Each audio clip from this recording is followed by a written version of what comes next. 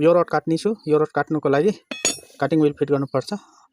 काटिङ wheel fit गर्नुभन्दा अगाडि यो यसरी हाल्नुपर्ने हुन्छ। यो यसरी हेर्नु यता यो यसको यो काट बनेको छ, यो काट मिलाएर यसलाई चाहिँ यो माथि गरेर यो तल गरेर यसरी यसलाई यसरी फिट गर्ने।